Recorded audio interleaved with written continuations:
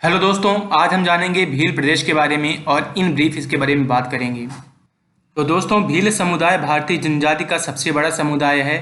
यह कुल आबादी का लगभग 37% हिस्सा रखता है। और आप ये देख पाएंगे इस मैप में कि जहाँ पे ज़्यादा ग्रीन कलर है, डार्क ग्रीन है, वो ज़्यादा dense population of Bhil community show करता है। तो यहाँ पे आप देखेंगे कि पाकिस्तान के सिंध प्रोविंस, गुजरात, राजस्थान, महाराष्ट्र, मध्य प्रदेश, तेलंगाना, कर्नाटका, आंध्र प्रदेश, इन क्षेत्रों में भील कम्युनिटी बहुतायत में है। लेकिन इनमें से भी सबसे ज़्यादा है मध्य प्रदेश के पश्चिमी क्षेत्र में, अलीराजपुर झबुआ में, महाराष्ट्र के उत्तरी भाग में, गुजरात के पूर्वी भाग में एंड राजस्थान के दक्षिणी भाग में। तो ये जो हिस्सा आप यहाँ पे डार्क डेंस दिख रहा है ग्रीन, तो यहाँ पे चल रही है मांग भील प्रदेश की। यह मांग तब तेजी पकड़ लेती है जब कहीं किसी क्षेत्र में इलेक्शन रहता है, किसी राज्य में या सेंट्रल में इलेक्शन रहता है। आखिर भील प्रदेश की मांग क्यों कर रहे हैं, इसका इम्पैक्ट क्या पड़ेगा, ये हम जनरल सी बात करेंगे।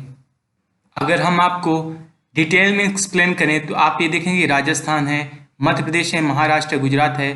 तो ये जो प्रोविंस है, इतना राजस्थान का इतना पार्ट, गुजरात कितना पार्ट, महाराष्ट्र कितना पार्ट, मध्य प्रदेश का लगभग इतना पार्ट, ये मिला के एक भील प्रदेश बनने की बात ये डिमांड कर रहे हैं। ये असल में ब्रिटिश काल से ही ऐसा चल रहा है, लेकिन कोई ऐसा कंट्री था नहीं ब्रिटिश टाइम पे, बल्कि एक काल्पनिक प्रोविंस बना दिया गया था। तो तब से इस क्षेत्र की मांग चल रही है।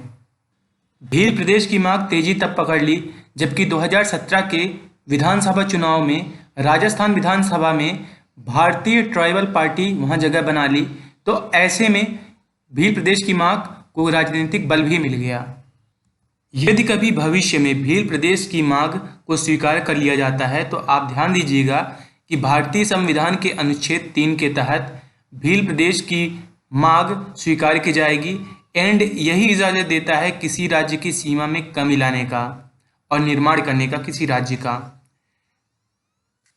अगर इन ब्रीफ में समझा जाए तो भील समुदाय इन क्षेत्रों में जहां मांग कर रहे हैं, तो अगर वहां पे कोई फैक्ट्री है, कोई कारखाना है, या फिर मान लीजिए कोई एक सेटअप है एंटरप्रेन्योरशिप का, तो वहां पे जो भील समुदाय है वो बेसिक सुविधाओं से वंचित रह जाता है, क्योंकि उन्हें ऐसा लगता है कि उनकी ज़रूरतों को नहीं समझ पा रहे। जो कि वहाँ पे ऑनर्स हैं वो उनकी कम्युनिटी से नहीं है, तो उनको उतना ज़्यादा समझ नहीं पा रहे हैं। और भी कई सारी वजह हैं, लेकिन हम आपको बता दें ये किसी कंट्री की या फिर एक ऐसे स्टेट की जो कि एक काफ़ी हेट्रेड से भरा हो, ऐसा मांग नहीं है। इनका जेन्युइन मांग है एंड कहीं ना कहीं इनकी मांग में आपको उस समाज की हित नज़र आएगा। आपके लिए जानना ये भी जरूरी है कि अगर इंडिया में किसी भी क्षेत्र को आरक्षित क्षेत्र घोषित करना होता है, अनुसूचित जाति जनजाति क्षेत्र, तो वह पावर रहती है राष्ट्रपति के पास।